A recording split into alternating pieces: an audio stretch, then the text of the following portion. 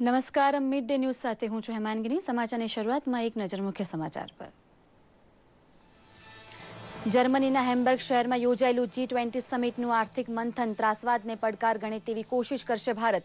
કટ્ટરવાદની કરોડરજ્જુ તોડવા માટે નાણાં પ્રવાહ બંધ કરાવવા કોશિશ કરશે પ્રધાનમંત્રી.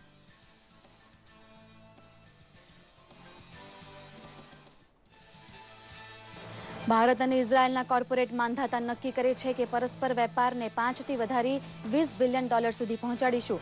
પ્રધાનમંત્રી મોદીની હાજરીમાં યોજાયેલી CEO બેઠકમાં મેક ઇન ઇન્ડિયાને મળ્યો ઉત્તમ પ્રતિસાદ. G20 સમિટ માટે હેમ્બર્ગ પહોંચ્યા પ્રધાનમંત્રી.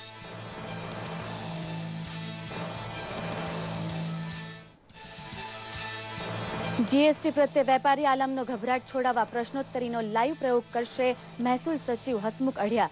દૂરદર્શનની નેશનલ ચેનલ ઉપર 4:30 વાગે થશે જીવંત પ્રસારણ. ઉપરાંત PIB દ્વારા થશે લાઈવ સ્ટ્રીમિંગ.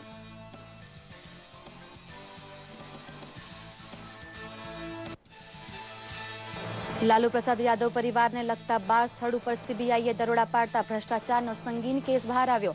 કેન્દ્રીય મંત્રી વેંકૈયા નાયડુએ કહ્યું, રેલ મંત્રી તરીકે આચરેલા ભ્રષ્ટાચાર સામેની કાર્યવાહી સાથે ભાજપને કશી લેવા દેવા નથી.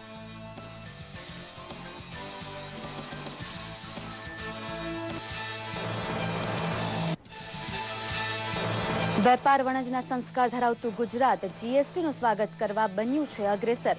કરવેરા તંત્ર દ્વારા ખોલાયેલા મદદ કેન્દ્રનો લાભ લઈ કાયદો શીખી રહી છે વેપારી આલમ.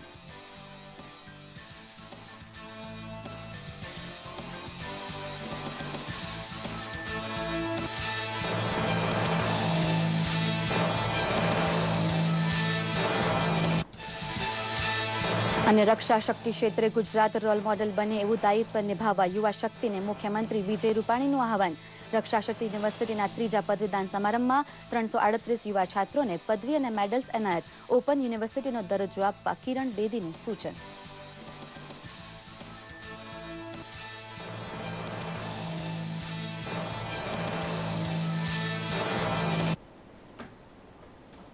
સમાચાર વિસ્તારથી જોઈએ.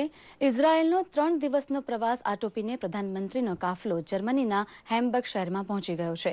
અહીં યોજાયેલ G20 સમિટમાં ભાગ લેનાર વિશ્વ નેતાઓ વચ્ચે ત્રાસવાદના પડકારનો પ્રતિકાર અને આર્થિક સુધારા વિશેની ચર્ચા કેન્દ્ર સ્થાને રહેવાની છે. 19 દેશના વડા અને યુરોપિયન યુનિયન એમ કુલ સંખ્યા 20 થાય છે. નીતિ આયોગના ઉપાધ્યક્ષ અરવિંદ પનઘડિયા સહિતના ઉચ્ચ પ્રતિનિધિ મંડળનું નેતૃત્વ પ્રધાનમંત્રી મોદીએ કર્યું છે. આર્થિક પ્રગતિને બ્રેક મારનાર તથા માનવતાના દુશ્મન સમાન ત્રાસવાદને ભરી પીવાની મક્કમતા G20 સમિટ દાખવે તેવી અપેક્ષા ભારત સેવે છે. ઇઝરાયેલના તેલ અવીવ શહેરમાં પ્રધાનમંત્રી મોદીના વડપણ હેઠળ ભારત તથા ઇઝરાયેલના કોર્પોરેટ માંધાતાઓની બેઠક યોજાઈ ગઈ, જેમાં બંને દેશ વચ્ચેના વેપાર હાલના $5 બિલિયન થી વધારી વાર્ષિક $20 બિલિયન સુધી પહોંચાડવા નિર્ણય થયો હતો. બંને દેશના કુલ 30 CEO આ બેઠકમાં હાજર હતા. બંને દેશ વચ્ચે વેપારનું માળખું ગોઠવવા માટે 6 સમિતિની રચના કરવામાં આવી છે, જે startup, pharma, life science, homeland security, ઉર્જા, ખેતીવાડી તથા વોટર મેનેજમેન્ટ જેવા ક્ષેત્રમાં કામ કરશે. મેક ઇન ઇન્ડિયાને વેગ આપવા ઇઝરાયેલ તૈયાર થયું હોવાથી બંને દેશ દ્વારા સ્ટાર્ટઅપ બ્રિજ શરૂ કરવા નિર્ણય થયો છે. નવી દિલ્હી ખાતે PIB મીડિયા સેન્ટરથી મહેસૂલ સચિવ હસમુખ અઢિયા દ્વારા GST માસ્ટર ક્લાસનું આયોજન થઈ રહ્યું છે. આજે 4:30 વાગે આ માસ્ટર ક્લાસને DD નેશનલ પર જીવંત પ્રસારણ કરવામાં આવશે, તેમજ પ્રેસ ઇન્ફોર્મેશન બ્યુરોની YouTube ચેનલથી પણ લાઈવ પ્રસારિત કરાશે. આ માટે આપ GSTને લગતા આપના પ્રશ્નો #AskAdhiya સાથે ટ્વીટ કરી પૂછી શકો છો. આખા ભારતમાંથી પ્રશ્નોત્તરીમાં વેપારીઓ જોડાય તે માટે કરવેરા તંત્ર દ્વારા કોશિશ શરૂ થઈ ગઈ છે. કેન્દ્રીય મંત્રી વેંકૈયા નાયડુએ GSTને સૌથી મોટો આર્થિક સુધાર ગણાવી કહ્યું કે આ બાબતે કોઈને પ્રશ્ન હોય તો રચનાત્મક સૂચન કરી શકે છે. GST is a major reform similar to what was introduced in 1991. It is accepted by all political parties, all state governments, including J&K, and all stakeholders who have come forward to offer their suggestions for the further improvement of the GST.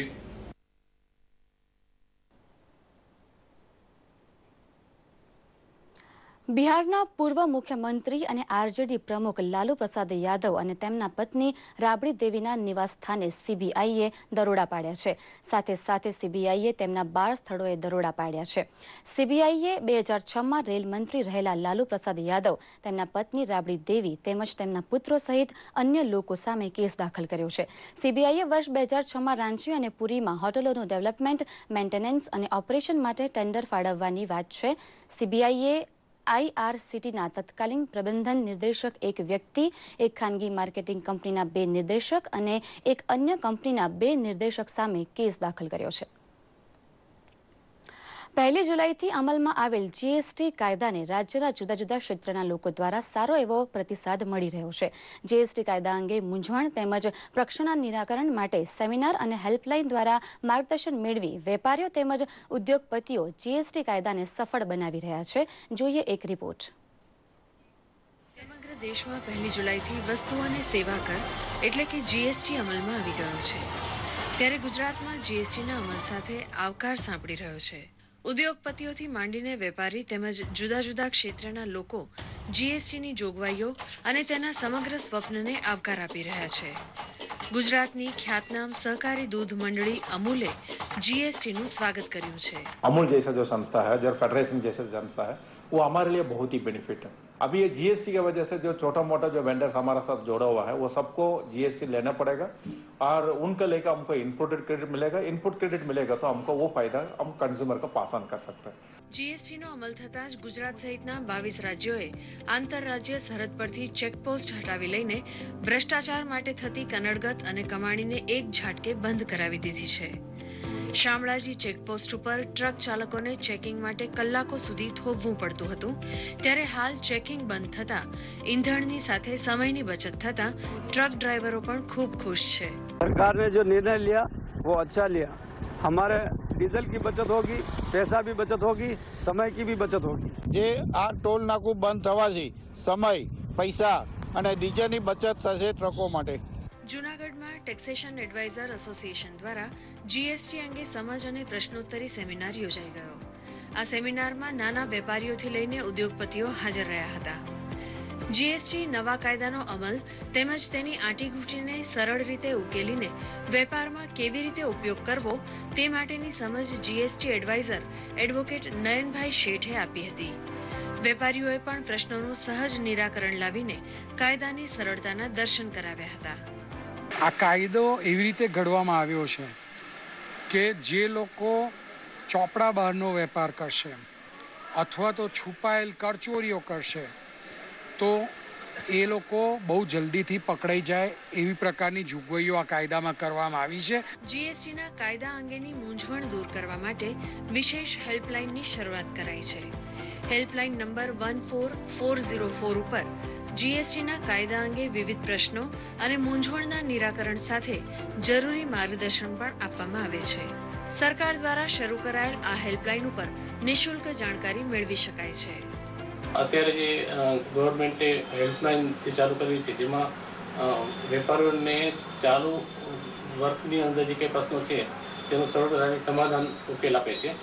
આ ઉપરાંત DD news દ્વારા પણ વિવિધ કાર્યક્રમો યોજી અને વેપારી આલમ માટે જે કંઈ પ્રશ્નો છે તેનું સરળતાથી નિરાકરણ આપતા પ્રશ્નો જવાબ આપે છે. મહત્વનું છે કે જીએસટીથી અર્થતંત્રને ગતિ મળશે અને મોંઘવારી ઓછી થશે. તેથી વેપારીઓને જીએસટીથી ડરવાની નહીં પરંતુ તેને અપનાવવાની જરૂરિયાત છે. આ કાયદો સમગ્ર રાષ્ટ્રને આશીર્વાદરૂપ સાબિત થશે તેમાં કોઈ બેમત નથી. બ્યુરો રિપોર્ટ, દૂરદર્શન સમાચાર, અમદાવાદ. ગુજરાત રક્ષા શક્તિ યુનિવર્સિટીનો 3જો પદવીદાન સમારોહ યોજાઈ ગયો, જેમાં મુખ્યમંત્રી વિજયભાઈ રૂપાણી તથા પૂર્વ આઈપીએસ મહિલા અધિકારી અને પોંડિચેરીના ઉપરાજ્યપાલ કિરણ બેદીએ દીક્ષાંત અતિથિ તરીકે હાજરી આપી હતી. સમારોહમાં યુનિવર્સિટીના વિવિધ અભ્યાસક્રમોમાં દક્ષતા પ્રાપ્ત કરનાર 338 યુવા વિદ્યાર્થીઓને પદવી અને મેડલ્સ એનાયત કરવામાં આવ્યા હતા. પોંડિચેરીના ઉપરાજ્યપાલ કિરણ બેદીએ રક્ષા શક્તિ યુનિવર્સિટીની પહેલને આવકારતા અન્ય રાજ્યોમાં પણ આવા અભ્યાસક્રમો ઓનલાઈન ઉપલબ્ધ થાય તે માટે રક્ષા શક્તિ યુનિવર્સિટીને ઓપન યુનિવર્સિટી બનાવવાનો વિચાર આપ્યો હતો.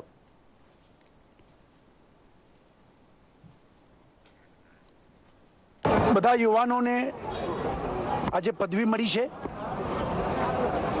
આદરણીય વડાપ્રધાન નરેન્દ્રભાઈ મોદીનું એક સ્વપ્ન કે law and order security force બધામાં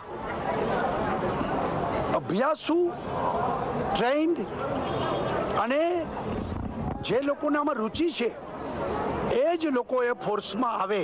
જેને રસ છે, રુચિ છે, જે આ 4 વર્ષ ભણે અને પછી આ કામમાં આવે તો એનાથી વેલ ડિસિપ્લિન ट्रेंड ए फोर्स ने लाभ था. हिंदुस्तान अपनी सारी परंपराएं सिविलाइजेशन योगा के थ्रू दुनिया को पहुंचाएगा तो एक विश्व का स्पिरिचुअल लीडर बनेगा. लेकिन ये यूनिवर्सिटी जो है मैं समझती हूँ 1.8 मिलियन पुलिस ऑफिसर्स को भी पहुंच सकती है. जैसे मैंने प्रार्थना की, सुझाव रखा कि अब ये ओपन यूनिवर्सिटी बने जिसमें तमाम पुलिस ऑफिसर्स को सारे देश में इसका फायदा मिले.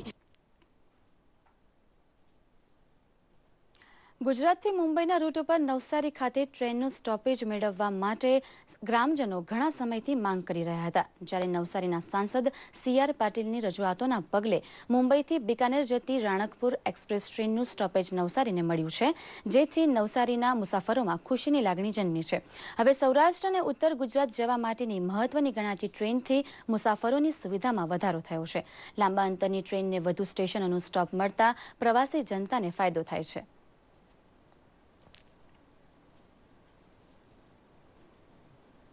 हमारे नवसारी वाला बदले पालनपुर जवा बदले राजस्थान में जवा बदले हमारा बदले बहुत सारू काम शेर पानी ने કર્યું છે. अमने बहुत तकलीफ पड़ती थी. हमारे बाकी ने यहाँ राणकपुर गाड़ी बाकी चालू करवाથી हमारा बदले खूब खुशीના આનંદ છે. પણ કેટલીક ટ્રેનોની માંગણી આપણી છે, સ્ટોપેજની માંગણી છે અને ધીરે ધીરે આપણને બધા મળે એવો આપણો પ્રયત્ન છે. આ નવસારી એક વિકસતું નગર છે અને એને આ ટ્રેનની કનેક્ટિવિટી મળવાથી આનો વિકાસ ઝડપી બનશે એવો મને વિશ્વાસ છે અને એટલા માટે હું નવસારીના નગરજનોને ખૂબ ખૂબ અભિનંદન આપું છું. ભાવનગર જિલ્લાના ગુરુ આશ્રમ બગદાણા ધામ ખાતે ગુરુ પૂર્ણિમા ઉજવવાની તડામાર તૈયારીઓ ચાલી રહી છે. બજરંગદાસ બાપાની તપોભૂમિ બગદાણા ખાતે 9મીએ સમગ્ર માર્ગો બાપા સીતારામના નાદથી ગુંજી ઉઠશે. અષાઢી પૂનમના દિવસે અહીં સવારની મંગળા આરતી બાદ ધ્વજાપૂજન અને ત્યારબાદ ગુરુપૂજન હાથ ધરાશે, જેમાં લાખો ભક્તો આવવાની શક્યતા જોવા મળી રહી છે. ભક્તોની સેવા માટે 1000 કરતાં વધુ સ્વયંસેવકો હાજર રહેશે. મહાપ્રસાદમાં લાડુ, ગાંઠિયા, શાક રોટલી, દાળ ભાતની વ્યવસ્થા કરવામાં આવી છે. ભક્તો માટે 1200 મણ લાડુ, 400 મણ ગાંઠિયા, 500 મણ શાકભાજી સહિતની તૈયારીઓ ચાલી રહી છે. રસોડા કામ માટે વિશાળ મંડપ, પાર્કિંગ, આરોગ્ય સહિતની સુવિધાઓ ઊભી કરવામાં આવી છે.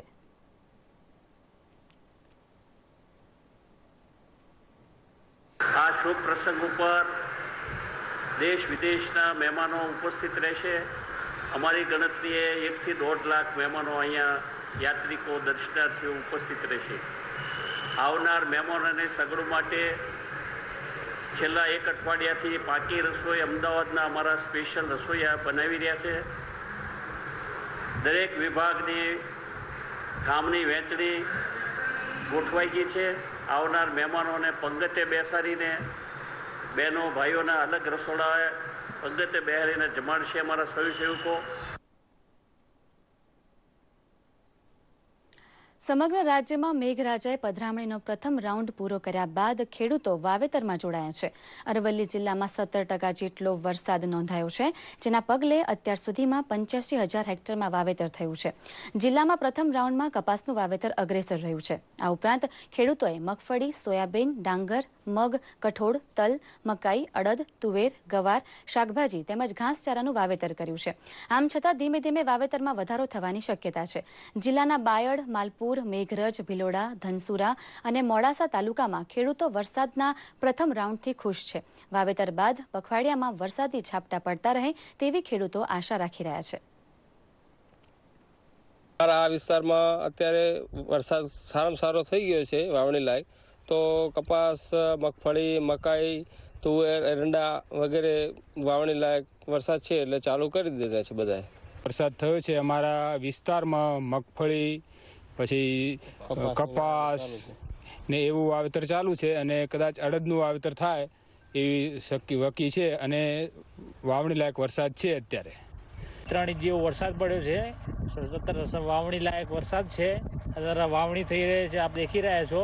એમાં મગફળીનું વાવેતર છે, કપાસનું વાવેતર છે, અડદનું વાવેતર છે, બીજે વગેરે વાવેતર છે. ભગવાનની મહેરબાની આવી રહેશે તો સારું વાવેતર ઉત્પાદન મળતું રહેશે એવી શક્યતા છે.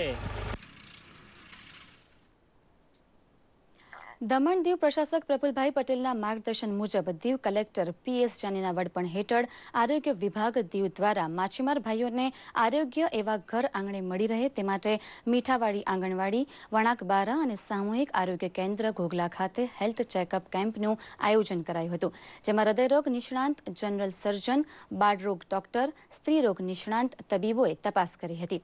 આ કેમ્પમાં લોહી પેશાબની તપાસ કરી વિનામૂલ્યે દવા આપવામાં આવી હતી. આ કેમ્પનો 481 દર્દીઓએ લાભ લીધો હતો. આ કેમ્પ ડોક્ટર મહેશ વૈશ્ય અને ટીમ દ્વારા યોજાયો હતો.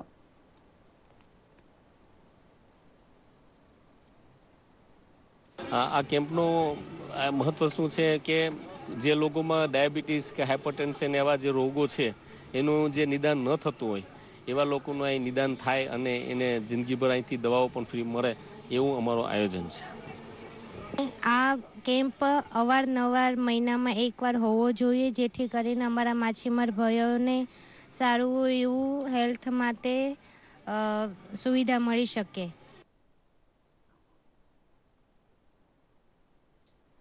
જામનગર મહાનગરપાલિકા અને ગુજરાત રાજ્ય મહિલા આયોગના સંયુક્ત ઉપક્રમે શહેરના ટાઉન હોલમાં નારી સંમેલન યોજાયું હતું.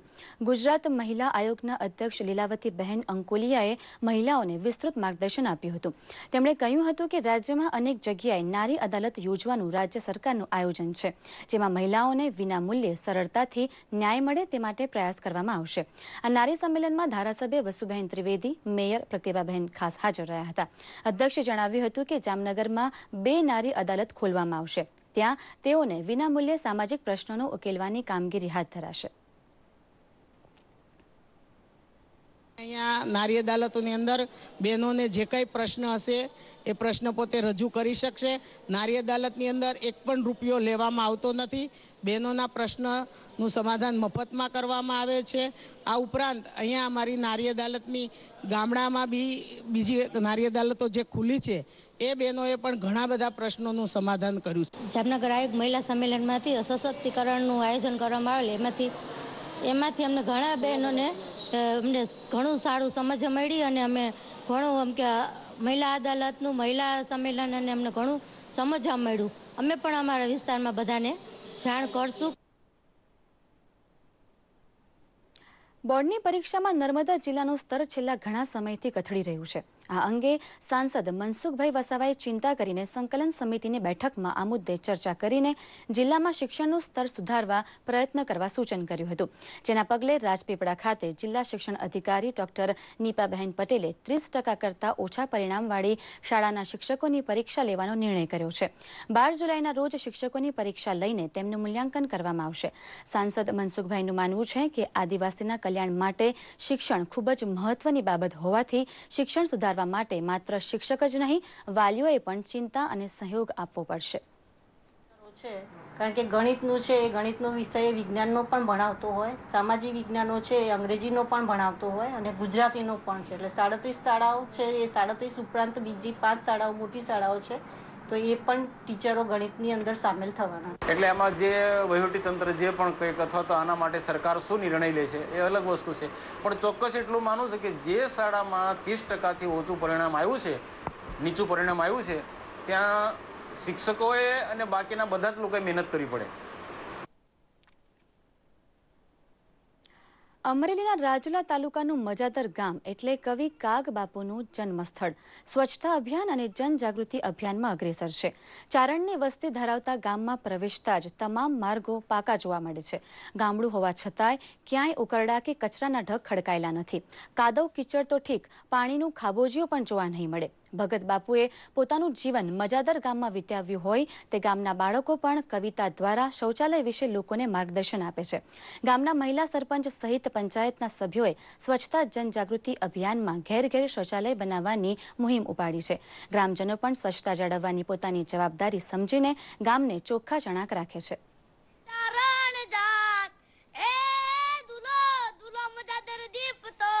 अरे मारी मटड़े होनल मात तेल चूट चरवी चाल जटा धून चंद्र बाल विमल नीर गाजे बने लोचन की लाल लाल चंद्र विकुम कुमकुम चंद्र गुलाल भक्ति वरसाद यार तांडव नाते यार शंकर महाराज यार तांडव नाते। સંસદીય સચિવ શ્રી હીરાભાઈ સોલંકીએ દત્તક લીધેલું છે તેમજ અહીંયા વિશ્વ વંદનીય સંત શ્રી મોરારી બાપુ દ્વારા પ્રવેશ દ્વારનું કામ ચાલુ છે અને આ ગામ સંપૂર્ણ રીતે સ્વચ્છતા જાળવે। આજે શૌચાલય તો બનાવી દઈએ છીએ પણ શૌચાલય લોકો જે ઉપયોગ કરતા નથી એ એક સંસ્થા દ્વારા એસબીએમની ટીમ દ્વારા લોકોમાં જાગૃતતા લેવા છે। 30 કામ શૌચાલયનું કામ પૂર્ણ થઈ ગયું ને 23 શૌચાલયનું કામ જે બાકી છે એ પણ અમે આગામી સમયમાં આ ગામમાં પૂર્ણ કરશું।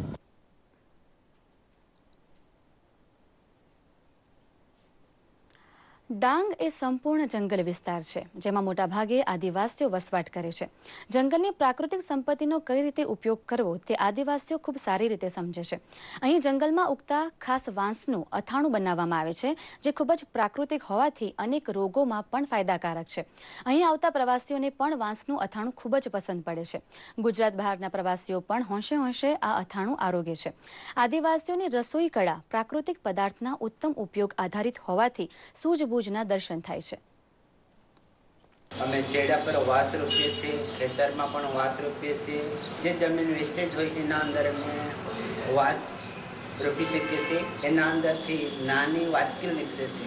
એ વાસ્કીલને અમે ખરેખર સેજ મોટી થાય એટલે અમે એને કાઢીને શાક બનાવીએ છીએ। એનું અથાણું પણ બને છે। વાસનું અથાણું તરીકે આ આદિવાસી લોકો ખૂબ જ ઉપયોગી કરે છે અને સાથે સાથે વન ઔષધિ ઉપચાર માટે પણ કામ આવે છે। ગેસ, વાયુ, કબજિયાત, કરમિયા માટે પણ ખૂબ ઉપયોગી થાય છે। પ્રવાસી આવે છે એ પણ શાકનું અથાણું ખાય છે, શાક પણ ખાય છે। નર્મદાના નીર પારસમણી છે। પ્રધાનમંત્રીની આ ઉક્તિ પાટણ જિલ્લાના ખેડૂતોએ સાચી ઠેરવી છે। ખેતી અને પશુપાલન ઉપર નભતા પાટણ જિલ્લામાં ખેતી થકી રોજગારીનું સર્જન થયું છે। પાટણ જિલ્લામાં સુજલામ સુફલામ અને રાધનપુર જિલ્લામાં નર્મદાના નીર કેનાલ મારફતે પહોંચ્યા છે। કૃષિ મહોત્સવ અને બાગાયત વિભાગે ખેડૂતોને પ્રોત્સાહિત કરતા ગામે ગામ બાગાયતી પાકો દાડમ, ખારેક, શાકભાજી અને મસાલાની ખેતીએ સમૃદ્ધિ રેલાવી છે। સુલતાનપુરા ગામના કનુભાઈ 20 વીઘા જમીનમાં બાગાયતી ખેતીમાં ઇઝરાયેલી ખારેક, દાડમ, શાકભાજી વાવી તેમજ કાંકરેજી ગાય રાખીને મહિને લાખ રૂપિયાની કમાણી કરે છે। તેઓ આ વિસ્તારના યુવા ખેડૂતોમાં રોલ મોડલ બન્યા છે। કોલ્હાપુર ગામના યુવાન લાખાભાઈ રબારી 25 વીઘાના ખેતરમાં દાડમ થકી સારી આવક રડી રહ્યા છે। તેઓ દાડમ કાશ્મીરથી બંગાળ સુધી મોકલે છે। સુખાપુરા ગામના નરેશભાઈ દાડમની સાથે મધપાલન કરી રહ્યા છે તેમજ પશુપાલનમાં સારું દૂધ ઉત્પાદન મેળવે છે। ઉપયોગ કરી અને આજે ઓર્ગેનિક ખેતી તરફ વળી રહ્યા છે અને એનો અમને ખૂબ લાભ મળ્યો છે। એ નર્મદા મૈયાના પ્રતાપે અત્યારે હાલ ઉત્તર ગુજરાતમાં સરકાર તરફથી જે કઈ યોજનાઓ નવી બહાર પડે છે, નવી ખેડૂતલક્ષી જે યોજનાઓ બહાર પડે છે અને એ યોજનાઓના માર્ગદર્શન નીચે અત્યારે ખેડૂતો ખૂબ સુખી છે અને આ બધું નરેન્દ્રભાઈ મોદી સાહેબ અને ગુજરાત સરકારના પ્રયત્નોથી અમે લોકો સુખી છીએ। સારું ઉત્પાદન મળે છે અને ગુણવત્તાયુક્ત ઉત્પાદન સાથે સારા બજાર ભાવ મળે છે તો સારી એવી ખેતીમાં સફળતા મળે છે। તો યુવાનો પણ આમાં જોડાઈ રહ્યા છે। આમાં દાડમ છે, ટીસ્યુ કલ્ચર, ખારેક છે, વિવિધ નવી હાઈટેક બાગાયતી ખેતી વળી રહ્યા છે। તેમજ મલ્ચિંગમાં જે છે તરબૂચ ટેટી પણ ખેતીમાં સફળતા મેળવી રહ્યા છે। ખેતીમાં અમને જૂનાગઢની જ્ઞાન પીપાસુ જનતા માટે જિલ્લા પુસ્તકાલયમાં નવા અધ્યયન કક્ષ અને બહુહેતુક હોલના નિર્માણનું ભૂમિપૂજન સાંસ્કૃતિક પ્રવૃત્તિઓના મંત્રી રાજેન્દ્ર ત્રિવેદીના હસ્તે કરવામાં આવ્યું હતું। આ બહુહેતુક હોલમાં ₹165 લાખના ખર્ચે બહુમાળીય આધુનિક લાઇબ્રેરી નિર્મિત થશે। પુસ્તકાલયમાં ભાઈઓ અને બહેનો માટે અલગ વ્યવસ્થા રાખવામાં આવશે। આ પ્રસંગે મંત્રી શ્રી રાજેન્દ્ર ત્રિવેદીએ જણાવ્યું હતું કે આ અધ્યયન કક્ષ અને બહુહેતુક હોલ આગામી 6 માસમાં નિર્માણ પામવાથી વાચકોને તેમજ સ્પર્ધાત્મક પરીક્ષાર્થીઓને ખૂબ ઉપયોગી સાબિત થશે। ગુજરાતની અંદર ગાયકવાડ સરકાર પછી વાંચન માટેની પ્રવૃત્તિમાં એક વિશેષ આલેખ કર્યો હોય તો આપણા પ્રધાનમંત્રી નરેન્દ્ર મોદી। ગાયકવાડ સરકારની જે લાઇબ્રેરી છે, સેન્ટ્રલ લાઇબ્રેરી, જેમાં લાખો પુસ્તકો છે, ડિજિટલાઇઝ કર્યા છે હજારો પુસ્તકો અમે, એ સૌથી જૂની હશે। પણ જૂનાગઢમાં આવી અને આ લાઇબ્રેરી 150 વર્ષથી પણ વધુ સમયથી અસ્તિત્વમાં છે, 1864ની સાલમાં. તો અભિનંદન છે જુનાગઢ વાસીઓને. આ પુસ્તકાલયમાં દિન પ્રતિદિન એના અનેક નવા નવા વિભાગો આપણે ઊભા કરતા ગયા છીએ. આ પુસ્તકાલયના વિસ્તૃતિકરણના ભાગરૂપે બીજા 2 માળનું બિલ્ડિંગ 160 લાખના ખર્ચે તૈયાર કરી રહ્યા છીએ અને માનનીય મંત્રીશ્રીના હસ્તે આજે એનો ભૂમિપૂજન સમારોહ એમના અધ્યક્ષસ્થાને યોજાઈ રહ્યો છે. જયા પાર્વતીના વ્રતનો આજથી પ્રારંભ થતા દીવ ટાપુના મંદિરોમાં કુંવારી છોકરીઓ અને વિવાહિત યુવતીઓએ વિધિવત પૂજાપાઠ શરૂ કર્યા છે. કુંવારી દીકરીઓ તેને સારો પતિ મળે તે માટે તેમજ વિવાહિત યુવતીઓ તેના પતિની લાંબી ઉંમર તેમજ સુખ સમૃદ્ધિ માટે આ વ્રત કરે છે. માતા પાર્વતીએ પણ ભગવાન શંકરને પામવા માટે આ વ્રત કર્યું હતું. આ વ્રત દરમિયાન મીઠું ત્યજવામાં આવે છે. 5મા દિવસે આખી રાત્રિનું જાગરણ કરવામાં આવે છે. સાંસારિક જીવનમાં સુખ શાંતિની પ્રાપ્તિ માટે ઉપાસના કરવી પડે તેવી સમજણ આ વ્રત વડે કુંવારિકાઓને મળે છે. પૂરી શ્રદ્ધાથી કરીએ છીએ અને મીઠા અને ગોળ વખતાનું એક તાણું પૂરું કરીએ છીએ. 5 દિવસ સુધી પૂરી શ્રદ્ધાથી કરીએ છીએ અને છેલ્લા દિવસે જાગરણ કરવાનું હોય છે અને ઝવેરાનું શ્રદ્ધાથી વિસર્જન પૂરું કરવાનું હોય છે. ગોળ ખવાતો નથી અને મીઠું ખવાતું નથી. ગોળ અને મીઠા સિવાયનું એટલે કે મોડી વસ્તુ ખાય અને આ વ્રત કરવામાં આવે. જે સ્ત્રીઓ જે કન્યાઓ આ વ્રત કરે એને ઈચ્છિત કામના એની પ્રાપ્તિ ઈચ્છિત કામના પરિપૂર્ણ થાય. આ વ્રત કરવાથી માતાજીની સદાય એના ઉપર કૃપાવૃષ્ટિ સદાય એના ઉપર રહી માતાજીના આશીર્વાદ સદાય એને પ્રાપ્ત થાય. આ વ્રતનો મહિમા અનેક રીતે શાસ્ત્રોમાં ગાયેલો છે. હવે જોઈએ સોશિયલ મીડિયામાં ટ્રેન્ડ થયેલા કેટલાક સમાચારોનો અમારો ખાસ રિપોર્ટ સોશિયલ કનેક્ટ.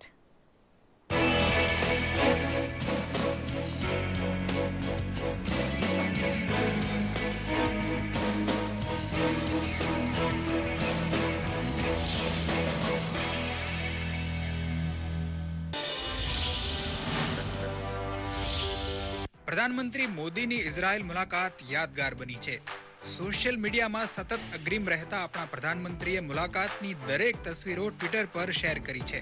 ગઈકાલે ઇઝરાયેલી પ્રધાનમંત્રી બેન્જામિન નેતન્યાહુએ ઓગલા બીચ પર લેવાયેલી આ તસવીર પોતાના ઓટોગ્રાફ સાથે પ્રધાનમંત્રી મોદીને ભેટ કરી હતી.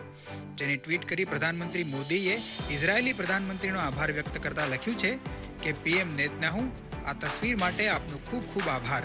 આપની ઉત્કૃષ્ટ મહેમાન નવાઝીએ ભારત ઇઝરાયેલની મિત્રતામાં પ્રાણ પૂર્યા છે. કેપ્ટન કુલ અને માહી ઉપનામોથી ઓળખાતા ક્રિકેટર મહેન્દ્રસિંહ ધોનીનો આજે જન્મદિવસ છે. હિસ્ટ્રી ટીવીએ ધોનીના જન્મદિવસે આ ખાસ વિડીયો તૈયાર કર્યો છે.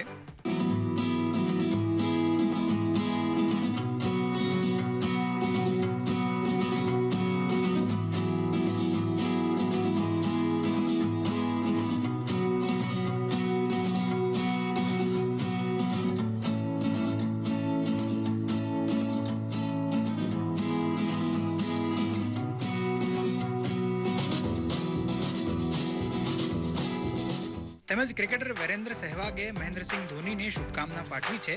ઉપરાંત લાખો ચાહકોએ એમને શુભકામના ટ્વીટ કરી છે. તો #હેપી બર્થડે MSD ટ્રેન્ડ થયું છે. એક અમેરિકી કંપનીએ આ અનોખું ટૂથબ્રશ બનાવ્યું છે. માઉથગાર્ડ આકારના આ ટૂથબ્રશમાં એક હેન્ડલ પણ છે. કંપનીનું કહેવું છે કે આ બ્રશ ફક્ત 10 સેકન્ડમાં દાંત સાફ કરી શકે છે. ₹7,300ની કિંમતનું આ બ્રશ બેટરી સંચાલિત છે, જેમાં વાયરલેસ ચાર્જિંગની પણ સુવિધા છે. Afterwards, the mouthpiece vibrates in order to oscillate the bristles. You can save up to 100 days of your life just by using Armabrush. Antibacterial silicone kills 99.99% of bacteria. Doordarshan સમાચાર માટે social media ડેસ્કથી Rishikumar પંડ્યાનો report. સાથે જ આ bulletin સમાપ્ત થાય છે. નમસ્કાર.